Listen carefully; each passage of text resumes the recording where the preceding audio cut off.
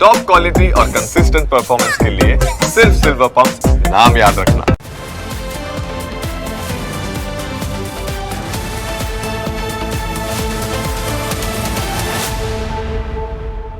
વાત વિજયનગરની।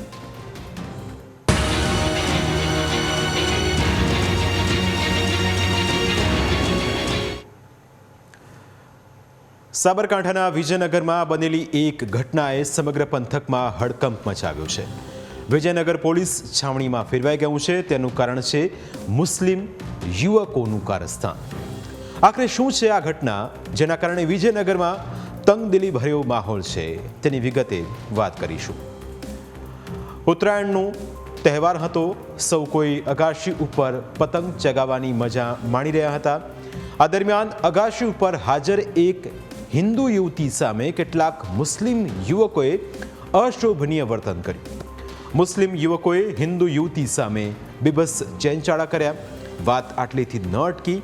અસામાજિક તત્વોએ યુવતીના ઘર પાસે બાઇક લઈને આંટા ફેરા મારીને દાદાગીરી કરી અને પરિવારને ધાક ધમકીઓ આપી। લોકોનું કહેવું છે કે વાંક મુસ્લિમ યુવકોનો હોવા છતાં મુસ્લિમોના ટોળે ટોળા ઉમટી પડ્યા। તેઓએ યુવતીના પરિવાર સહિત મહિલાઓને જાનથી મારી નાખવાની ધાક ધમકી આપી। ત્યારબાદથી સમગ્ર વિસ્તારમાં તંગદિલી ભર્યો માહોલ છે।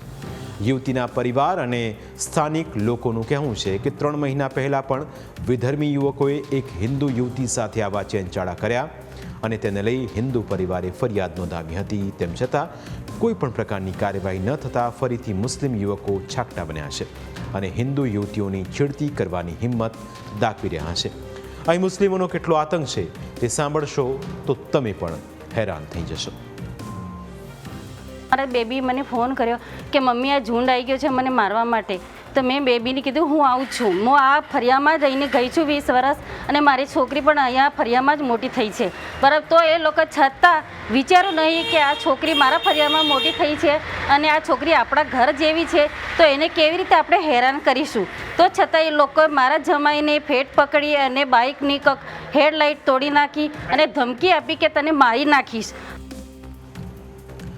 જોકે હજુ પણ વિસ્તારમાં તણાવપૂર્ણ સ્થિતિ જોવા મળી રહી છે, જેના પગલે પોલીસે શાંતિ સમિતિની બેઠક યોજી લોકોને શાંતિ જાળવવા અપીલ કરી છે। આ સાથે વિજયનગર શહેરમાં પોલીસનો ચુસ્ત બંદોબસ્ત ખડકી દેવાયો છે અને પોલીસ પેટ્રોલિંગ પણ વધારી દેવાયું છે। સંગઠનોના દબાણ અને પરિસ્થિતિને જોતા પોલીસે આ મામલે 8 મુસ્લિમ તત્વો વિરુદ્ધ ગુનો નોંધ્યો છે। 17 તારીખે રાતના સમયે વિજયનગર ટાઉનમાં એક બે કોમ વચ્ચે સામસામે ટોળા ભેગા થવાની એક ઘટના બનેલી હતી, જેમાં જે ફરિયાદી છે એમની સાથે બોલાચાલી થયેલી હતી।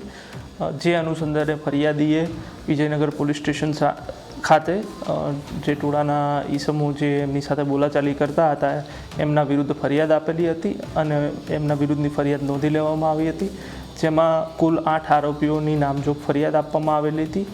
હાલ આ તમામ આરોપીઓને રાઉન્ડ અપ કરવામાં આવેલ છે અને આ જે સમગ્ર ગુનાની તપાસ છે એ PSI વસાવાનાઓ ચલાવી રહેલ છે।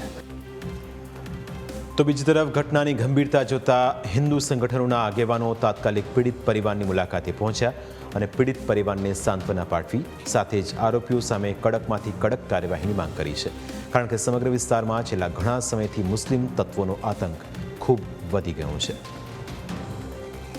કે આ હિન્દુસ્તાન છે, આ પાકિસ્તાન કે બાંગ્લાદેશ નથી, આ હિન્દુઓનો દેશ છે અને હિન્દુઓનો દેશમાં હિન્દુઓ પરના અત્યાચાર નહીં સહન કરી લેવામાં આવે। અમારા બધા જ સંગઠનો, રાષ્ટ્રીય સ્વસંગ સંઘ, વિશ્વ હિન્દુ પરિષદ, બજરંગ દળ, ધર્મજાગરણ, બધા જ માય મંડળો અને હિન્દુ સમાજમાં આક્રોશ છે। આખા સાબરકાંઠા જિલ્લામાં આ વિષય આ જે ચાલ્યો છે અને બધા જ હિન્દુઓમાં આના કારણે આક્રોશ ફેલાયેલો છે। આ જેહાદી તત્વો પોતાના મર્યાદામાં નહીં રહે તો ના છૂટકે હિન્દુ સમાજે બહુ કઠોર પગલાં લેવાની બિલકુલ એમને પેલી શું કહે માનસિકતા ઊભી થશે, એનું પરિણામ છે આવશે, એનો ભોગવવા તૈયાર રહેવું પડશે। સમગ્ર ઘટનામાં આરોપીઓને રાઉન્ડ અપ કર્યા બાદ હવે તેમના જામીન પણ મંજૂર થઈ ગયા છે। તેવામાં હવે ઘણા હિન્દુ પરિવારોમાં ડરનો માહોલ જોવા મળી રહ્યો છે। ઘણા લોકો માટે વિજયનગરમાં રહેવું પણ મુશ્કેલ બની ગયું છે। લોકો ડરતા ડરતા સવાલ કરી રહ્યા છે કે હિન્દુઓના નગરમાં જ હવે હિન્દુઓ ડરી રહ્યા છે। આ કેવી સ્થિતિ? આટલી વસ્તી અહીંયા હોવા છતાં છેક ઘેર સુધી આવી ગયા છે, એટલે અમારા માટે રહેવું અહીંયા કે અહીંથી હિજરત કરવી એ પ્રશ્ન છે મોટો. અમારો વિચારવાનો સમય આટલો સમાજ આજુબાજુ હોવા છતાંય આ પરિસ્થિતિ જો નિર્માણ થતી હોય તો અમારે વિચારવાનો આ સમય આવી ગયો છે. બધું આપણું હોવા છતાં આ પરિસ્થિતિ નિર્માણ થઈ છે.